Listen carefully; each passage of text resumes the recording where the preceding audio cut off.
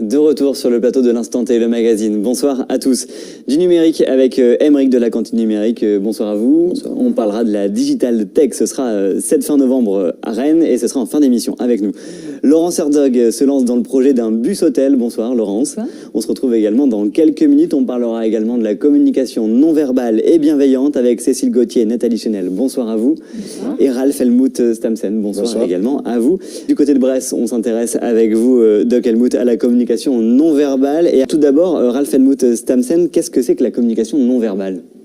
Du langage non verbal, c'est ce qu'on parle tous en permanence. Dans la communication entre deux êtres humains, il y a à peine 10% qui sont faits avec les mots et tout le reste, c'est du langage non verbal. Comme par exemple 25% de l'intonation de la voix, 25% de la gestuelle, des micro-expressions, votre façon de vous habiller, vous tenir, les bijoux, tout ça, ça en parle. Et avec ça, on communique. Et c'est un langage qu'à l'heure actuelle, nous avons complètement mis à part. Les mots ont pris tellement d'ampleur que du langage non verbal, il y a très peu de gens qui sont au courant, alors que comme vous avez un bébé qui vient au monde, il parle, il communique déjà avec son environnement, mais il communique uniquement avec le langage non verbal, avant même de commencer à connaître les premiers mots. Et ce langage non verbal reste là durant toute notre vie.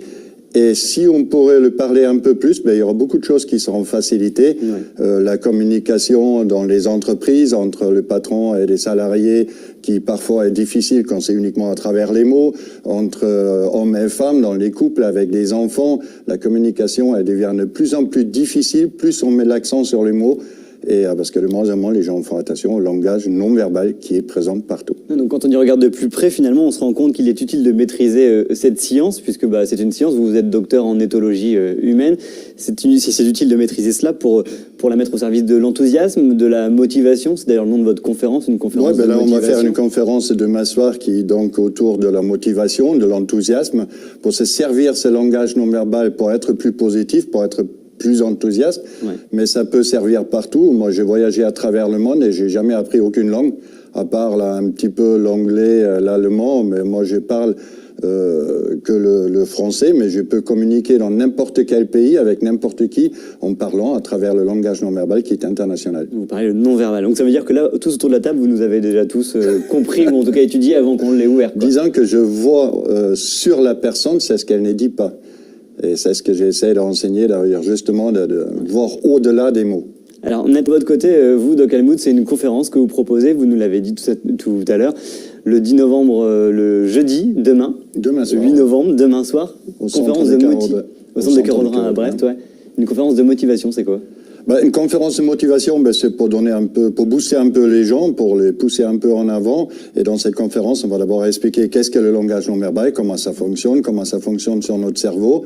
Et je vais montrer avec des exemples précis comment se servir de cette connaissance du langage non verbal pour aller au-delà de mots, de transmettre la joie, du bonheur, du positif. Enfin, bref, on est complémentaires. Mais pour vous déjà, il faut être aussi positif soi-même pour pouvoir communiquer de manière positive. Le langage non verbal, il est contagieux. Quand je vois le nombre de personnes qui se plaignent quand ils arrivent au supermarché que la caissière ne sourit jamais.